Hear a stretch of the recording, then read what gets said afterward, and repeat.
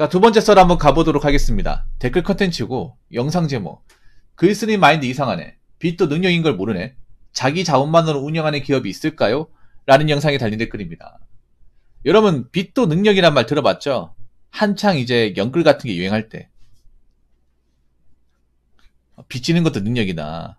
그러니까 빨리 빚져라.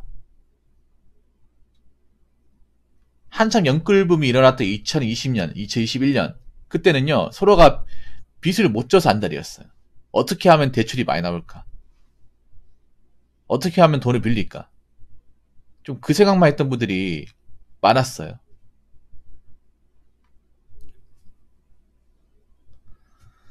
근데 그 빚도 능력이라 하셨던 분들이 지금은 잘 안 보여요. 어떻게 사실지 모르겠어요.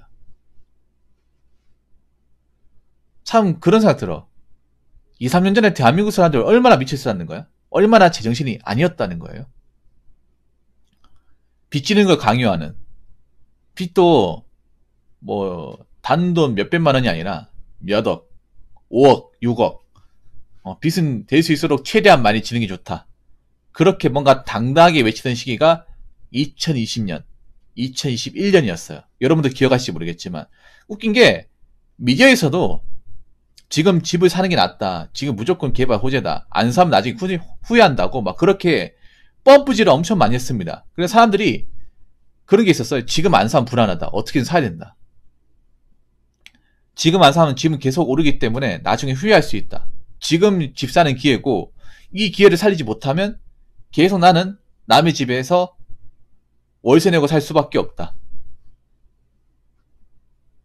그렇게 좀 조바심 하듯이 있었습니다. 근데 지금은 사람들이 무리해서 집을 살려고 하지 않죠.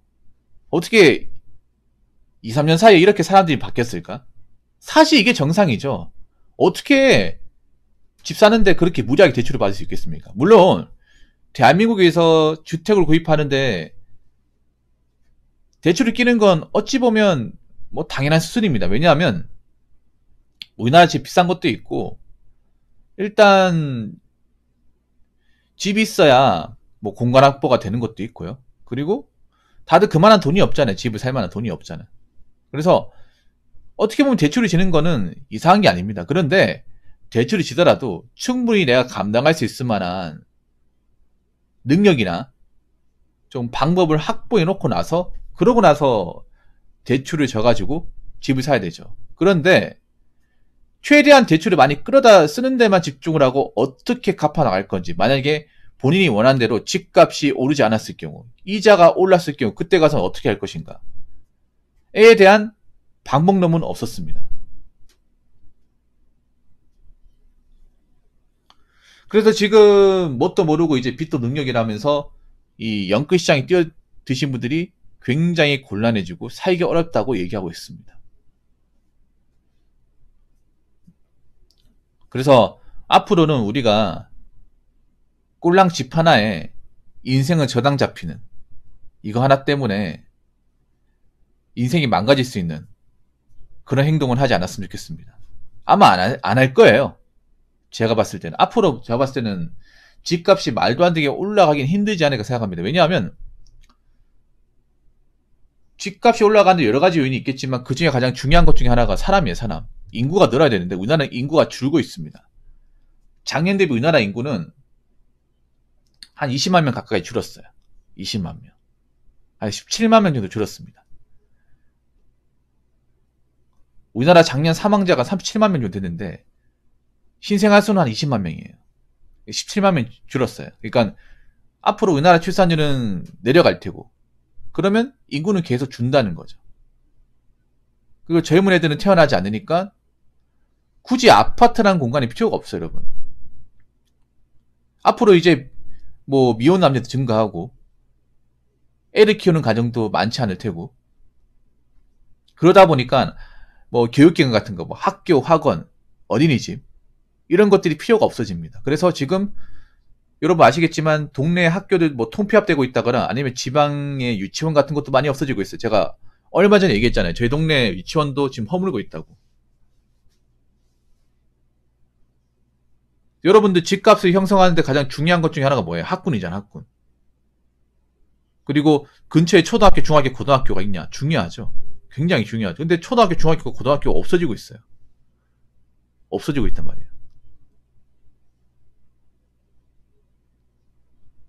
그런데 집값이 올라간다. 물론 올라가는 곳도 있겠죠. 근데 전체적인 틀을 봤을 경우에는 저는 더 이상 이제 말도 안 되게 올라가는 그런 시기는 존재하지 않을 거라 생각합니다.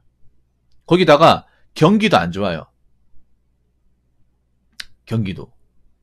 뭐 제조업도 지금 상황이 안 좋고, 뭐 삼성 여러분 뉴스 보셔서 아시겠지만 영업이 박살이 났어요. 뭐 그래도 삼성은 생존할 겁니다. 근데 대신에 삼성을 다니는 임직원들은 좀 타격이 크죠. 왜냐? 삼성 직원들은 성과급에 대한 어떤 비중이 커요. 성과급을 엄청나게 많이 받습니다. 그런데 앞으로 성과급을 기대하기 힘들 거 아닙니까? 물론 나오긴 나오겠지만 기존에처럼 막 재파시 터져가지고 막 수천만 원 받고 4천만 원, 5천만 원 받고 아마 그런 시절은 앞으로는 나오기 힘들 거예요. 그리고 뭐 중소기업 중에 이제 적자를 감당하기 힘들어서 뭐 도산하는 기업도 나올 테고. 아무튼 사람들이 쉽게 돈을 쓰기 힘들어요. 특히 집이란 돈은 엄청나게 큰 돈을 써야 우리가 가질 수 있는 거잖아요. 그런데 지금 상황에서 섣불리 무턱대고 집을 가지기는 어려운 상황이야. 거기다가 이제 뭐 혼자 사는 사람도 늘어나고 하니까 혼자 사시는 분들은 사실 아파트 공간이 필요가 없어요. 아파트 없어도 돼. 원래 아파트라는 공간이 가정을 이루면서 자녀를 키우기 굉장히 좋은 공간이에요. 굉장히 좋은 공간. 보통 4인 가족을 기준으로 잡았잖아요. 근데 4인 가족이 안 되는데 무슨 아파트야. 앞으로 4인 가족을 이루는 사람들 얼마나 되겠어요? 한 명도 나올지 안 나올지 장담할 수 없는데. 그래서 제가 봤을 때는 앞으로 뭐 연끌을 해가지고 집을 사야 되는 그런 사례는 점점 등장하기 힘들 겁니다.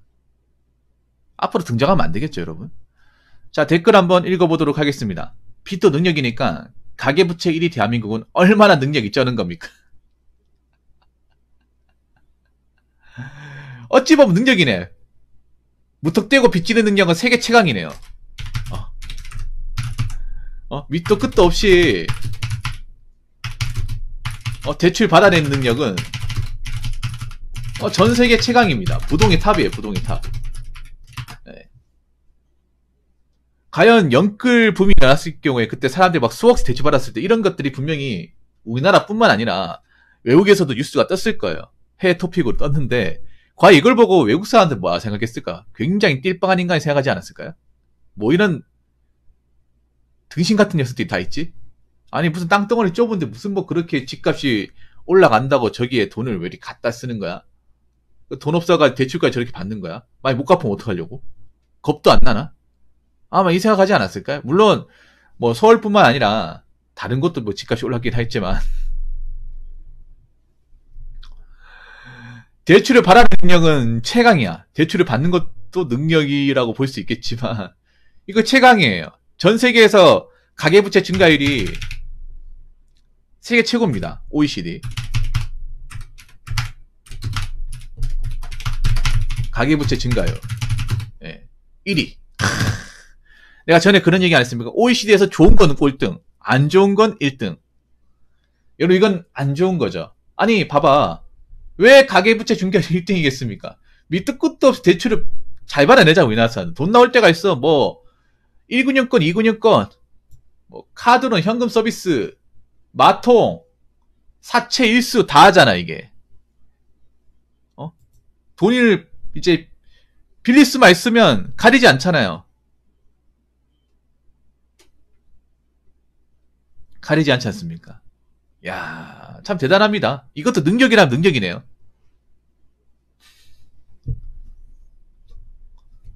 근데 정말 근데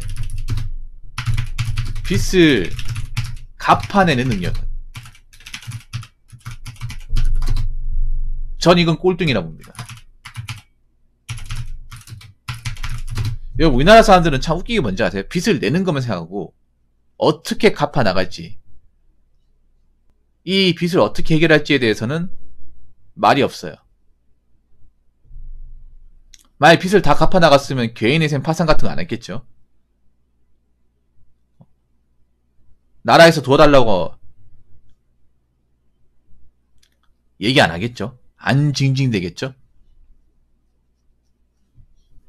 빚을 잘 갚아 나갔으면. 근데 여러분이 생각해도 저는 억대의 빚은 도저히 보통 인간의 능력으로 갚을 수 있는 게 아니잖아요. 여러분, 항상 빚이라는 건 이런 생각을 해야 돼. 우리가 빚을 지더라도 어떻게 갚아나가겠다는 계획이 서야 됩니다. 그리고 만에 하나 이게 잘못됐을 경우 그 상황도 고려를 해야 돼. 보통 우리가 빚 지는 게 보면 은행 대출 같은 거 있잖아요. 은행 대출도 보면 금리가 대부분 뭡니까? 변동금리죠. 변동금리. 경제 상황에 따라서 금리가 올라갈 수도 있고 내려갈 수 있어요. 근데 앞으로 제가 봤을 경우에는 금리가 내려가기는 좀 힘들지 않을까 생각합니다. 경제가 안 좋으니까. 전 세계가 안 좋으니까. 그래서 내가 이제 금리가 작을 때 대출을 받았다 하더라도 이게 뭐 고정금리 상품이 아니라면, 변동금리라면 얼마든지 올라갈 수 있는 거죠. 그리고 내가 다닌 직장 같은 경우에도 내가 언제까지 일할지도 한번 생각을 해봐야 돼. 한국 사람들 이 부분에 좀 간과해요. 저 영끌을 하는 사람들 중에 상당수는요, 아마 사기업 다니는 사람도 많을 거예요. 사기업. 근데 사기업은 여러분 아시겠지만 전혀 보장이 안 돼요. 언젠간 나와야 됩니다. 만약에 내가 이 대출금을 갚기 전에 나와야 되는 상황이면 어떡할 겁니까? 아직 갚을 게 산더미 같이 남아있는데 어떡할 거야? 아, 물론 뭐 집을 팔면 되겠지라고 생각할 수 있지만 집은 요즘에 잘 안 팔려요, 여러분. 주택 거래 잘 안 되잖아. 왜냐? 나만 주머니 사정이 안 좋은 게 아니라 다른 사람도 주머니 사정이 안 좋거든요. 그리고 지금 집값이 좀 내려갔다고 하더라도 그래도 집값이 부담스러운 건 사실이거든.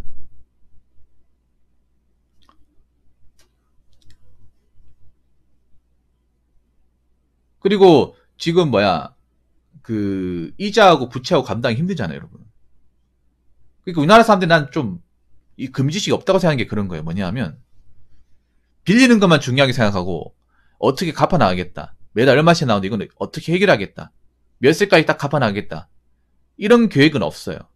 이런 계획이 없으니까 금리가 올라가 보니까 다 무너지는 거예요. 다. 그러니까 빚을 책임지는 능력은 꼴등이야, 꼴등. 왜냐?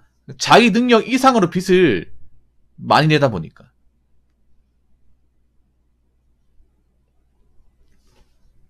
그러면서 자기가 이제 감당할 수 있는 능력은 없으니까.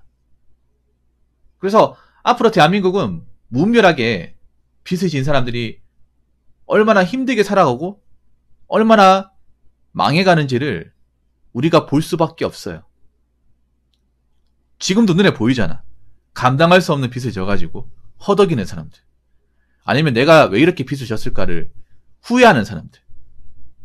아니면 그게 안 되니까 나라에 도와달라. 뭐 개인회생 절차를 밟는 사람들 굉장히 많다는 거 여러분 알잖아요. 그런 거 보면 여러분 빚도 능력이란 말이 나올까요?